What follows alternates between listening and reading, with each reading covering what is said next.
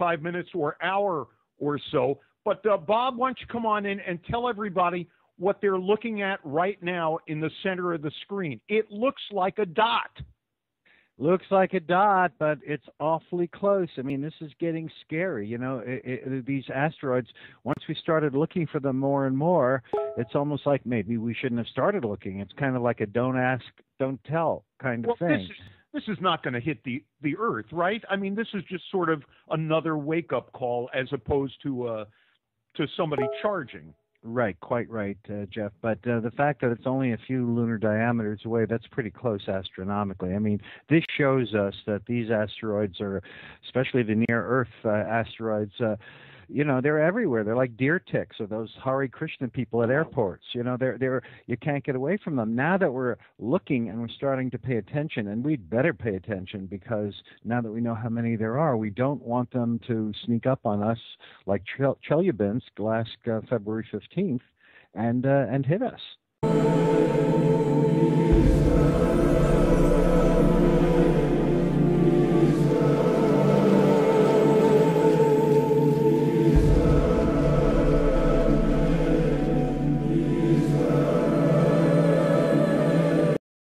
About that he was watching Planet X a few days ago. Now suddenly on the show he said that if people look, they'll see it's not there. So I think that check that you got from the feds, from the federal government, Paul, may have... You didn't get yours? That is actually making the news. I just came to see that people think that in about a month we will be slammed into by a Planet X. So additional reason to... Now don't get people worried about that. No, it's a reason to join SLU because now you can look for it independently. We don't block the telescope except for certain parts of the sky, Paul, that Paul has started blocking. But other than Absolutely. that, you can really point it anywhere you like. Well, Jens, there's a very real connection to what we're looking at tonight. This asteroid that we're looking at tonight, as you guys have already discussed, was discovered by the NEOWISE, the WISE Space Telescope. And in fact, very recently, I think it was only earlier this year, that same telescope has been used to virtually rule out the existence of Planet X. They went for a specific hunt on it. And don't forget, this telescope, infrared telescope, it's designed to look for very dark, very cold objects. And by infrared, you mean it's instead of looking for light, it's looking for heat. Yeah, it's just looking for light at a different wavelength. Yes. Actually, a lot of people are, I won't say confused about it, Jeff, because that would be not fair to you to say that, but there is actually a difference between infrared and heat. And it's interesting enough to make the point, since the object we're looking at right now was discovered because of its infrared emissions. They are not analogous? No, they're not. As Paul pointed out, infrared is a form of light whose waves are just longer and less frequent than visible light. What it does when infrared waves hit your skin, it makes the atoms on your skin vibrate or move, and it's the motion of the atoms which is the heat. So it produces heat on an object that it hits, but it's not heat in and of itself, because heat is simply the movement of atoms.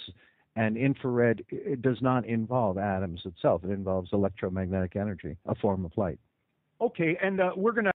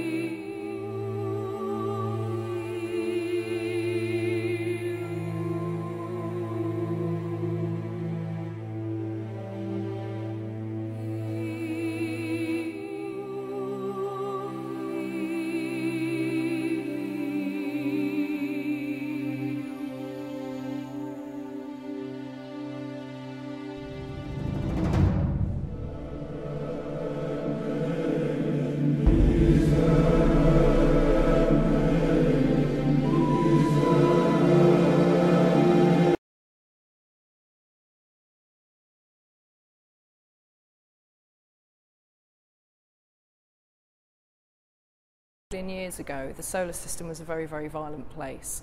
And we believe that an object which we call Theia crashed into the early Earth, what we call the proto-Earth, in this massive, massive impact, this cataclysmic impact. Debris was hurled out and that reaccreted to form our moon. And what we've been looking for as scientists is actually the chemical fingerprints of Theia. There should be the chemical signature of Theia in the moon rocks, and people have been looking for this for a long time, and the scientists in Germany say that they think they found it.